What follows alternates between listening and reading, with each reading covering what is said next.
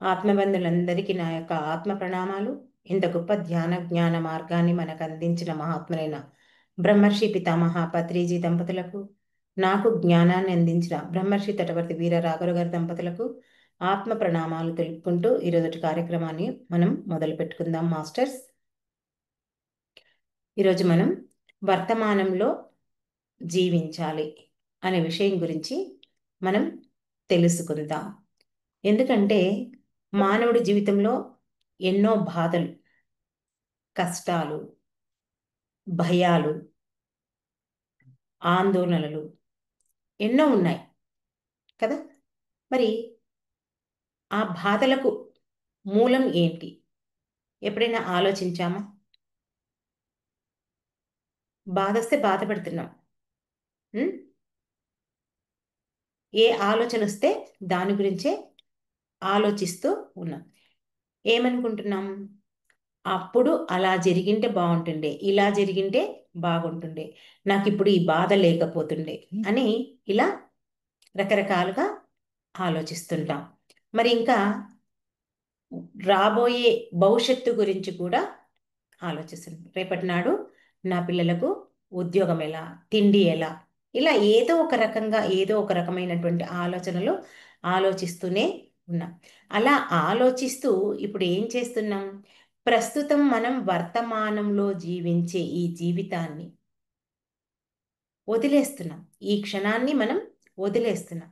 చూడండి, ఒక తల్లి అంట ఆహారం సిద్ధం చేసుకొని తినడానికి కూర్చుంటుందంట.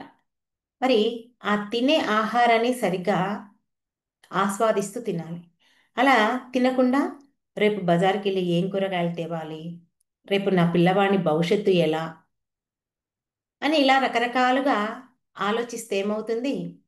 తను వండిన ఆహారం రుచి ఎలా ఉంటుందో కూడా తనకు తెలియదు. తెలియదు. తిన్న తర్వాత కూడా తనకు ఆ తిన్న తృప్తి కూడా ఉండదు కదా. మనం కూడా చాలాసార్లు మనకు అవుతుంది, అబ్బా ఇంత కష్టపడి వంట చేసుకున్నాను కానీ నోరు రుచి లేదు, అసలు తిన్న ఫీలింగే లేదు. ఎందుకు అని మనం కాస్త ఆలోచిస్తే మన మనసు ఆ ఆహారం పైన పెట్టలేదు. మనం ఎక్కడ పెడుతున్నాము? గతం గురించో భవిష్యత్తు గురించో మనం అస్తమానం ఆలోచిస్తున్నాం. అంతే కదా. అందుకే ఇందుకు వర్తమానం అంటే ఏంటి అని మనం ఒక ప్రశ్న వేసుకుంటే, గతం అనేది అంటే గడిచిపోయింది. దానిని మనం ఎప్పటికీ మార్చలేం. మారుస్తామా?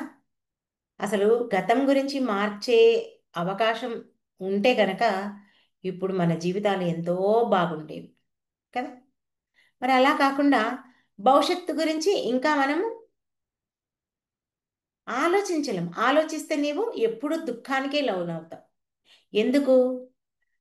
ఎందుకు అంటే ఆ భవిష్యత్తు ఎలా ఉంటుందో నీకు తెలియదు.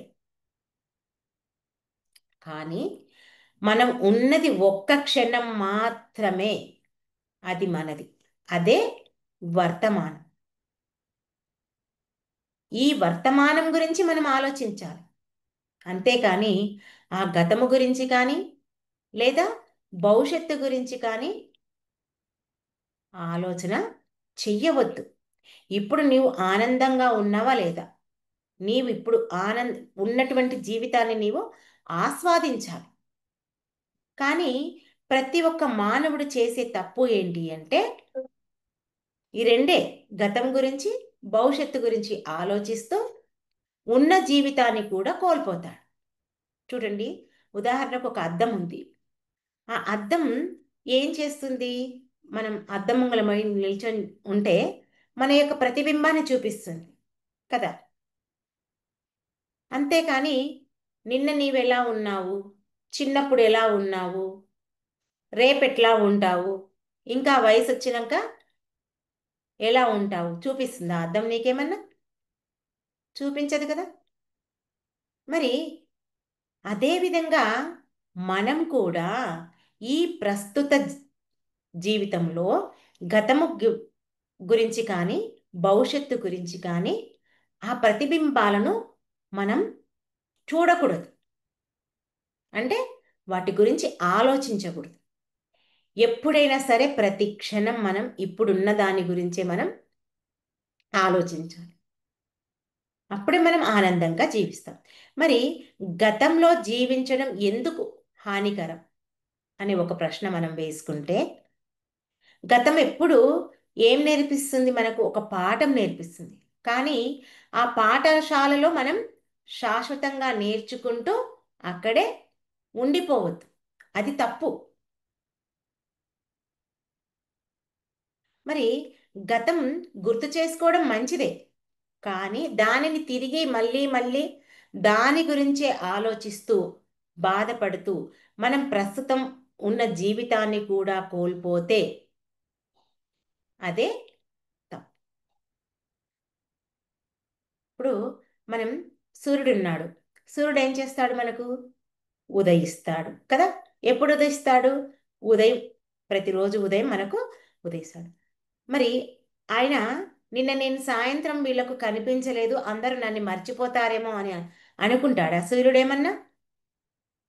ఎప్పుడు అలా అనుకోడు, ఆలోచించడు. ప్రతి ఉదయం కొత్తగా ప్రకాశిస్తాడు. మరి మన జీవితం కూడా అలాగే ఉండాలి. చూడండి, మనం గతంలో ఏదో తప్పు చేశాము. ఆ, మరి ఆ లేదా మనము తప్పు చేసినా, లేదా మనతో ఎవరైనా తప్పు చేసినా, వాళ్ళు అలా మాట్లాడారు, వాళ్ళు అలా తప్పు చేశారు అని పదే పదే మనకు గుర్తు తెచ్చుకోవద్దు. ఆ మనసును నొప్పించే ఆ మాటల్ని మనం గుర్తు చేసుకోవద్దు. ఎందుకంటే అలాంటి మాటల్ని గుర్తు చేసుకుంటే ఏమవుతుంది? మన మనసంతా ఎంతో బాధగా ఉంటుంది. ఆ పశ్చాత్తాపం అని ఏదైతే ఉందో అది మన జీవితాన్ని సరిచేయదు. మనం ఈరోజు జీవించే జీవితాన్ని కూడా చెడగొడుతుంది. ఏది? గతంలో జరిగిన విషయాలు ఏవైతే ఉంటాయో, ప్రస్తుతంలో నీవెప్పుడైతే గుర్తు చేసుకుంటావో అది బాగుపడదు. సరికదా, ఉన్న జీవితాన్ని కూడా నీవు నష్టపోతావు. అందుకే మనం గతం గురించి ఎప్పుడూ ఆలోచించవద్దు. మరి భవిష్యత్తు ఉంది. ఆ భవిష్యత్తు గురించి ఎంతోమంది అధికంగా ఆలోచిస్తారు. అందుకే కదా, నేను ఇప్పుడైతే బతికున్నాను, నా పిల్లలందరినీ సరిగ్గా చూసుకుంటున్నాను, నా పిల్లలకి ఏ లోటు లేకుండా నేను పెంచుతున్నాను, రేపటి నాడు నేను పోతే ఎలా, నా పిల్లలు దిక్కులేని వాళ్ళు అవుతారు, వాళ్ళు ఎవరిని చూసుకుంటారు, సరిగ్గా వంట చేసుకుంటాడో లేదో, తింటాడో లేదో, వాడికి వచ్చే పెళ్ళాం ఎలా ఉంటుందో లేదో. ఇదే కదా మన భవిష్యత్తు గురించి ఆలోచించేది. మన చేతిలో ఉందా అది? రేపు ఎలా ఉంటుంది? రేపు గురించి కాదండి, మరుక్షణం మనం ఎలా ఉందో మనం చెప్పలేం కదా. ఎందుకంటే మన చేతుల్లో లేదు అది. కాబట్టి మన చేతిలో ఉన్నది ఒకే ఒకటి, ఈ క్షణం మాత్రమే మన చేతుల్లో ఉంది. ఒక రైతు, వ్యవసాయం చేసే వాళ్ళు ఉంటారు కదా రైతులు. ఒక రైతంట పంటలో విత్తనాలు వేసిందంట. వేసి ఏం చేస్తాడంట? ఈరోజు వర్షం వస్తుందో రాదో, నేను వేసిన పంట పండుతుందో లేదో అని దీర్ఘంగా ఆలోచిస్తూ, నిద్ర కూడా సరిగ్గా పోడంట, ఎంతో ఆలోచిస్తుంటాడంట. మన ఇంకో రైతు ఉంటాడంట, అతను కూడా విత్తనాలు వేసింటాడంట. అంతా ఆ భగవంతుని మీదే బాధ్యత, నమ్మకం, విశ్వాసం ఉంచి హాయిగా నిద్రపోతాడంట. మరి ఆ రాత్రికి వర్షం పడుతుంది. వర్షం పడితే ఏమవుతుంది? ఇద్దరి పంటల్లో చక్కగా పంట వస్తుంది. అవునా కదా? కానీ ఇక్కడ ప్రశాంతంగా నిద్రపోయిన వాడు ఎవరు అని మనం గుర్తిస్తే, గమనిస్తే, ఆలోచిస్తే, వర్తమానంలో ఎవరైతే జీవిస్తారో అతడే హాయిగా భవిష్యత్తు గురించి ఆలోచించకుండా నిద్రపోయాడు. ఎందుకంటే మనం చేయడం మన పని, మన కష్టపడడం మన కర్తవ్యం, ఫలితం భగవంతుడిది. అంతే కదా. ఇప్పుడు పక్షులున్నాయి. పక్షులు రోజు ఉదయం లేస్తాయి, ఎగురుతాయి, చక్కగా అటు ఇటు తిరుగుతాయి. ఆహారం దొరికితే తింటాయి, లేదంటే లేదు. అంటే రేపటి గురించి ఆలోచించదు. ఈరోజు దొరికినాయి, తిన్నది. మరి రేపు ఎలా అని మాత్రం అది ఆలోచించదు. అందుకే అది ఎప్పుడూ స్వేచ్ఛగా సంతోషంగా ఉంటుంది. మనం భగవద్గీతలో శ్రీకృష్ణ భగవానుడు చెప్పిన ఆ వాక్యం కూడా గుర్తు చేసుకోవచ్చు. ఏంటి అది? కర్మణ్యే వ్యాధి కారేస్తే మా ఫలేషు కదాచన. శ్రీకృష్ణ భగవాన్ చెప్తాడు కదా, నీవు నీ కర్తవ్యాన్ని చెయ్యి, ఫలితం గురించి నీవు ఆలోచించవద్దు. ఆలోచిస్తే ఏమొస్తుంది? నీ యొక్క మనశ్శాంతి కోల్పోతావు, ఆరోగ్యపరంగా దెబ్బతింటావు, మనశ్శాంతి ఉండదు కదా. నువ్వు చేసేది చేస్తూ పో. భగవంతుడు నీకు నువ్వు కష్టపడ్డ దానికి ఎంత ఫలితాన్ని ఇవ్వాలో అంతే ఫలితం ఇస్తాడు. ఇవ్వకుండా ఏమీ ఉండడు. మరి వర్తమానంలో జీవించడం ఎలా సాధ్యమవుతుంది? కష్టమే. వర్తమానంలో జీవించడం చాలా కష్టమే.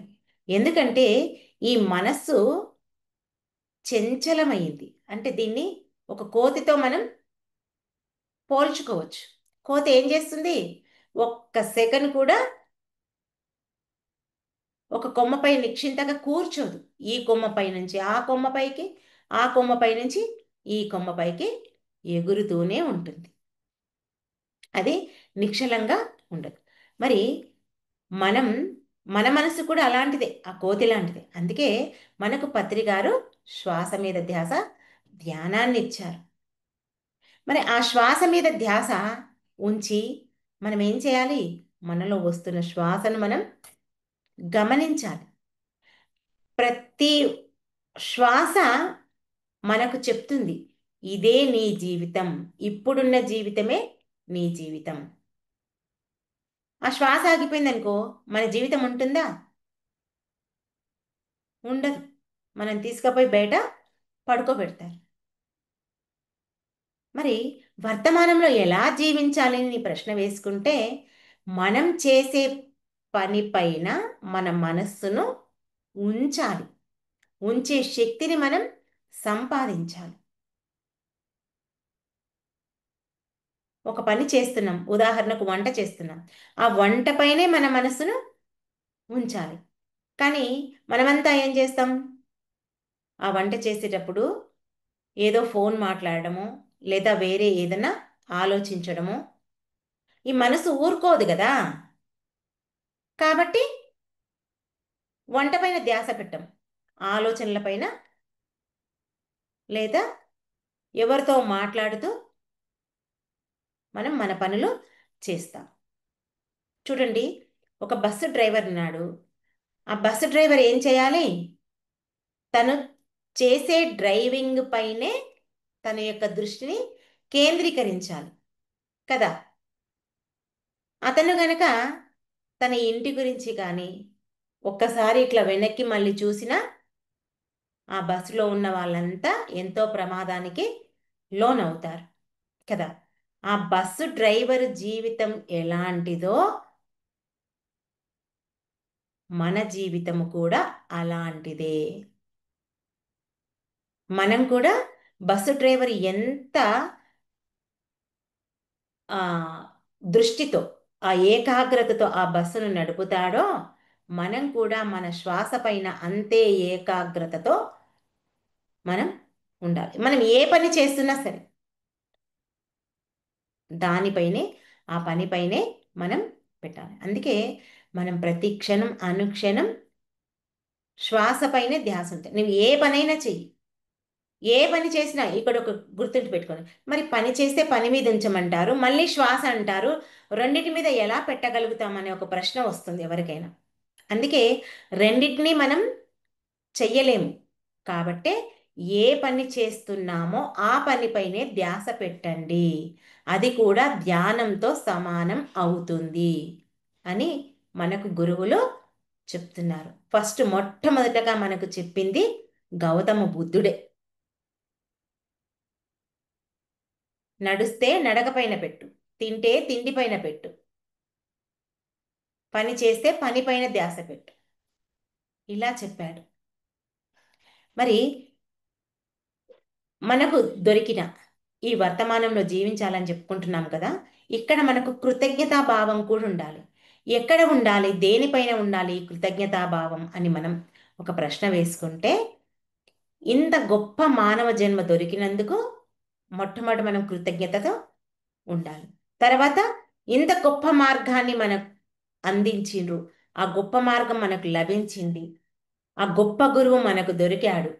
కాబట్టి మనం కృతజ్ఞతాభావం ఉండాలి. అంతే కదా. ఏదో చెప్పారు, వింటున్నాం, దొరికింది, చేస్తున్నాం అనే భావన మనలో ఉండకూడదు. మరి ఎంతోమంది గొప్ప గొప్ప మహానుభావులు ఈ వర్తమానంలో జీవించారు. రామకృష్ణ పరమహంస గారు ఏం చెప్పేవారంటే, ఇప్పుడు దేవుణ్ణి చూడు, ఇప్పుడు ఇప్పుడే అనుభవించు, దేవుణ్ణి చూడు, అనుభవించు. అంటే ఏంటి దేవుణ్ణి, ఏంటి అనుభవించడం అంటే, మనలో జరిగే శ్వాసనే దేవుడు. అంతే కదా, మనం అర్థం చేసుకుంటే ఆ శ్వాస ఉన్నందుకే మనం బ్రతికున్నాం కదా. ఆ శ్వాస లేకుంటే మనం బ్రతికే వాళ్ళమా? అందుకే శ్వాసను దేవుడితో పోల్చారు. ఆ శ్వాసను నువ్వు చూడు అంటే గమనించు, అదే నువ్వు అనుభవించేది అని రామకృష్ణ పరమహంస వారు చెప్పారు. మరి రమణ మహర్షి ఏం చెప్పేవాడంటే, వర్తమానమే సత్యం, మిగిలినదంతా మాయ అని చెప్తున్నాడు. ఇప్పుడున్నదే సత్యం. గ ఇక గతంలో గురించి మనం ఆలోచన పక్కకు పెట్టేస్తే, మరి మిగతాదంతా మాయనే. అంటే మనం మాయలోనే జీవిస్తున్నాం. అంతేకే కదా. ఇంకా ఇంకా ఇంకా ఏం కావాలి, ఏముంటది, ఏం దొరుకుతుంది అనే మాయలోనే ఉంటాం. మరి శ్రీకృష్ణ భగవానుడు ఏం చెప్తున్నాడంటే, ప్రస్తుత కర్తవ్యం కూడా అదే సూత్రం. అంటే ఏంటిది ఆ సూత్రం? వర్తమానంలో జీవించడం. ఇక్కడ మనం గొప్పవాళ్ళు చెప్పినటువంటి మాటల్ని తీసుకుంటే మన జీవితం ఎంతో గొప్పగా ఉంటుంది. అందుకే ఏం చెప్తున్నారు ఆ గొప్పవాళ్ళంటే, ఒక నదితో పోలుస్తున్నారు. మన జీవితం అంట ఒక నది లాంటిదంట. ఆ నది ఎప్పుడు ఏం చేస్తుంది? ముందుకే ప్రవహిస్తుంది. అవునా? ఎక్కడ ఆగదది, వెనక్కి కూడా రాదు, ముందుకు ప్రవహిస్తూనే ఉంటుంది. మరి ఆ ప్రవహించేటప్పుడు మలుపులు వస్తుంటాయి కదా. ఆ మలుపుల్ని కూడా అది గుర్తు పెట్టుకోదు. అది అలా ప్రవహిస్తూ పోతుంది. ప్రవహించేటప్పుడు తనకి తెలుసు, ఏం తెలుసు? నేను పోయి ఆ సముద్రంలో కలవాలి అని. అయ్యో, నాకు గొప్పతనం లేదు, మళ్ళీ నేను ఆ సముద్రంలో కలవాలా అనే భయం కూడా ఆ నదికి లేదంట. చూడండి ఎంత చక్కగా పోల్చారు. అది నిన్నటి మలుపు గురించి ఆలోచించదు, రేపటి సముద్రంలో కలిసిపోయే దాని గురించి ఆలోచించదు. ఎప్పుడు నిరంతర ప్రవాహం గురించి తను ఆలోచిస్తూ ఉంటుంది. మరి ఆ నది ప్రవహిస్తుంటే దాన్ని కనుక మనం గమనిస్తే చక్కటి సంగీతం వినిపిస్తుందంట. అంటే ఆ నీటి యొక్క శబ్దమే ఆ సంగీతంలో మనకు వినిపిస్తుందంట. మరి మనం కూడా ఆ విధంగా జీవించడం అలవాటు చేసుకోవాలి. కష్టం అనుకోండి, కానీ సాధించాలి కదా. మరి వర్తమానంలో జీవిస్తే ఏంటి లాభం అనే ఒక ప్రశ్న మనకు వస్తుంది కదా. మరి మొట్టమొదటగా మనకు వచ్చేది ఏంటి అంటే మనశ్శాంతి. ప్రస్తుతంలో జీవిస్తాము, ఇప్పుడున్న దాని గురించి ఆలోచిస్తాము.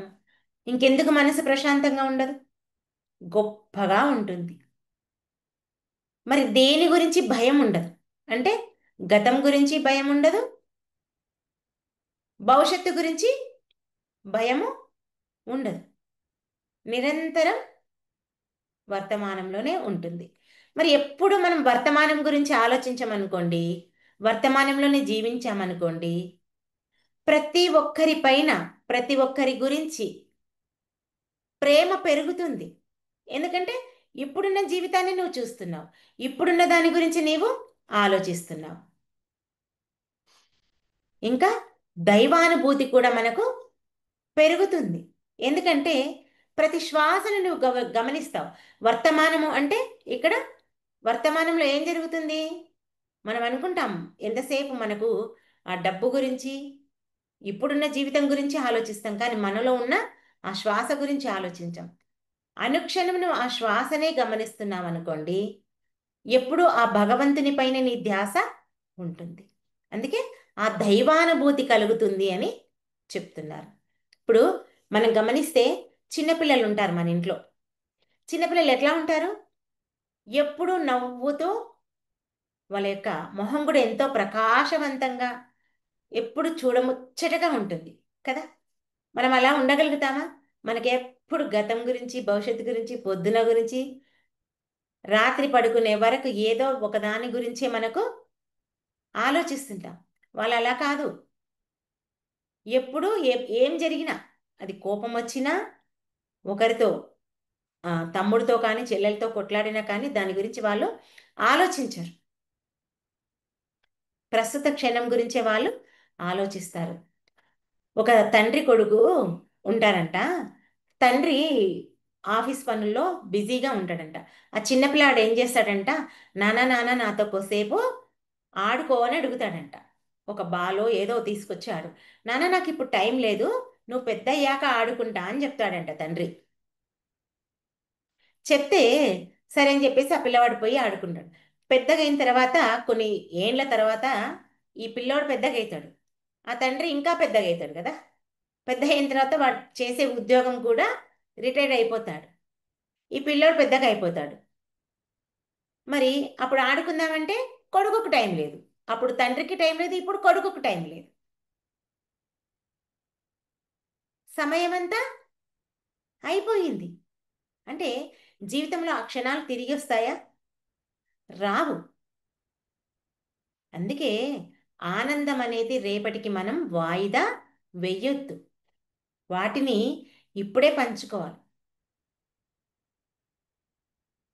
ఎప్పటికప్పుడే మనం ఆనందంగా జీవించడం నేర్చుకోవాలి. చూడండి, ఒక పుష్పం ఉంది. ఈ జీవితం కూడా ఒక పుష్పం లాంటిదంట. మరి ఒక పుష్పం ఈరోజు వికసిస్తుంది, రేపటికి వాడిపోతుంది కదా. మనమంతా చూస్తున్నాం. మరి అది రేపటికి వాడిపోతానని చెప్పేసి భయపడుతుందా?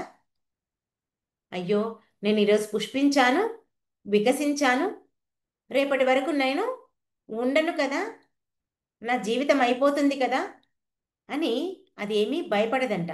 దాని యొక్క సువాసన ఎంతవరకు మనకు అందించాలో అది పంచుతుందంట. మరి మన జీవితం కూడా అలాంటిదే. మనం ఎంతకాలం బ్రతుకుంటామో మనకు తెలియదు, కానీ ఉన్నంతకాలం మనం ఏం చేయాలి? ఆనందంగా జీవించాలి, ప్రేమతో జీవించాలి, కరుణతో జీవించాలి, సంతోషంగా జీవించాలి. మనం జీవించడమే కాకుండా ఈ కరుణ, సంతోషం, ఆనందం అన్నిటినీ అందరికీ పంచాలి. అప్పుడే మనం ప్రతి క్షణం ఒక ఆధ్యాత్మిక జీవితాన్ని జీవించిన వాళ్ళం అవుతాం. అందుకే మనలాంటి వాళ్ళు ఆ మహాత్ముల దగ్గరికి కానీ, మునుల దగ్గరికి కానీ, గురువుల దగ్గరికి కానీ, మనకున్న సమస్యలతో మనం వెళితే వాళ్ళు ఒకే మాట చెప్తారు. మనం అంటాం, నాకు ఎప్పుడు ఏవో ఒక ఆలోచనలు వస్తున్నాయి, నాకు నిద్ర సరిగ్గా రావటం లేదు, ఆ, నేను ధ్యానం సరిగ్గా చేయలేకపోతున్నాను, నా భవిష్యత్తు గురించి ఏదో ఒక రకంగా ఉంటుంది, నా జీవితం ఎలా ఉంటుందో అని మనం ఎన్ని రకాలుగా ప్రశ్నించినా ఆ గురువులు మహాత్ములు పుణ్యాత్ములు ఏం చెప్తారు మనకు? ఏమీ లేదు. నీవు నీలో జరిగే శ్వాసను గమనిస్తూ కూర్చో. దేని గురించి ఆలోచించకు. ఇప్పుడు మనం అదే చెప్తున్నాం కదా. మనల్ని ఎవరు ఏ ప్రశ్న వేసినా మనకు దొరికినది ఆయుధం ఇదే. నువ్వు ఈ ఆయుధాన్ని పట్టుకో, నీవే ఎంతో గొప్పగా ఎదుగుతావు. మరి నిజంగా గమనిస్తే మనం కూడా ఆ స్థాయికి ఎదిగామా లేదా? హాయిగా ఉంటున్నామా లేదా? ఉండొచ్చు, కొంతమందికి కొన్ని ఇబ్బందులు ఉండొచ్చు. కానీ ఆ ఇబ్బందులు కలిగినప్పుడు వాటిని పక్కకు పెట్టి శ్వాస పైన ధ్యాస ఉంచి ధ్యానం చేస్తే ఆ ఇబ్బందులో నుంచి మనం బయటపడుతున్నామా లేదా? అది కష్టం అనుకోండి, బాధ అనుకోండి, సమస్య అనుకోండి, రోగం అనుకోండి, ఏదైనా సరే మన కళ్ళు మూసుకొని మనలో జరిగే ఆ శ్వాసను గనక మనం గమనిస్తే ఎంతో ప్రశాంతత మనకు వస్తుంది. అది మనందరం మన యొక్క అనుభవంతో గమనిస్తున్నాం. అందుకే ప్రతి ఒక్కరూ గుర్తుంచుకోండి, ఈ జీవితం చాలా చిన్నది. ఎప్పుడు ముగుస్తుందో మనకు తెలియదు. ఆ ముగిసే లోపల మనం దివ్యమైనటువంటి జీవితాన్ని జీవించాలి.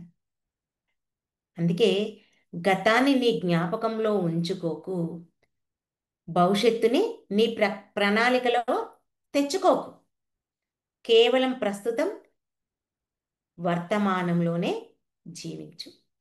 ఎందుకంటే ఈ క్షణాన్ని భగవంతుడు నీకు ఇచ్చినటువంటి ఒక వరం. దాన్ని నీవు ప్రేమతో, అవగాహనతో, సంతోషంతో దాన్ని ఆహ్వానించు, గడుపు, ఆ క్షణంలో జీవించు.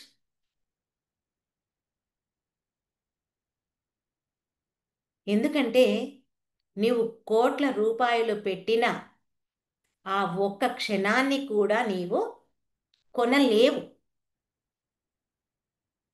అందుకే మనమంతా గమనించాల్సినటువంటి విషయం ఏంటంటే, పత్రి గారు ఇచ్చినటువంటి ఈ శ్వాస మీద ధ్యాస ధ్యానం చేస్తేనే మనం వర్తమానం జీవితంలో మనం జీవించగలుగుతాం. అందుకే ఆధ్యాత్మిక మార్గంలోకి వచ్చిన ప్రతి మానవుడు వర్తమానంలో జీవించాల్సిందే. ప్రాపంచిక జీవితంలో ఉన్న వాళ్ళకి మనం ఎన్ని చెప్పినా వాళ్ళకి అర్థం కాదు. అయినా వాళ్ళు ఇవన్నిటి గురించి ఆలోచించరు. ఎవరికైనా సరే ఏదైనా సరే వాళ్ళకు ఒక కష్టం వస్తేనే వాళ్ళు దీని గురించి ఆలోచిస్తారు. అంతెందుకు, ఈ ధ్యాన మార్గంలోకి వచ్చిన వాళ్ళు కూడా ధ్యానం చేస్తున్నారు. ధ్యానం చేసినప్పుడు బాగానే ఉంటుంది. ఎప్పుడైతే వాళ్ళు ఈ ధ్యానాన్ని పక్కకు పెట్టారో వాళ్ళు మళ్ళీ సమస్యలను ఎదుర్కోవాల్సి వస్తుంది. సమస్య ఎదుర్కొన్నప్పుడు మళ్ళీ ధ్యానం మొదలు పెడతారు. ఇవన్నీ అందరికి అనుభవం. కానీ దీన్ని వదలకుండా మనం మనం చెప్తాం, మన చివరి క్షణం వరకు ఈ ధ్యానం కొనసాగించాలి, చెయ్యాలి. అప్పుడే మీ యొక్క జీవితం అద్భుతంగా ఉంటుందని చెప్తాం. మరి అలా జీవించిన వాళ్ళ జీవితం ఎంతో అద్భుతంగా ఉంది. మరి అలాంటి వాళ్ళను మనం ఆదర్శంగా తీసుకొని మనం కూడా ప్రతిరోజు శ్వాస మీద ధ్యాస ఉంచి ధ్యానం చేస్తూ మన యొక్క జీవితాన్ని కూడా ఆనందమయం చేసుకుందాం. దానికి ఉన్న ఒకే ఒక మార్గం పత్రి గారిచ్చిన శ్వాస మీద ధ్యాస. అదే వర్తమానంలో జీవింప చేయడానికి మనకున్న ఏకైక మార్గం. ఓకే మాస్టర్స్, ఈ అవకాశం నాకు ఇచ్చినందుకు మీ అందరికీ నా యొక్క కృతజ్ఞతలు. Thank you, thank you, thank you. Okay, అందరం ధ్యానంలో కూర్చుద్దాం కాసేపు. శ్వాసపై ధ్యాస.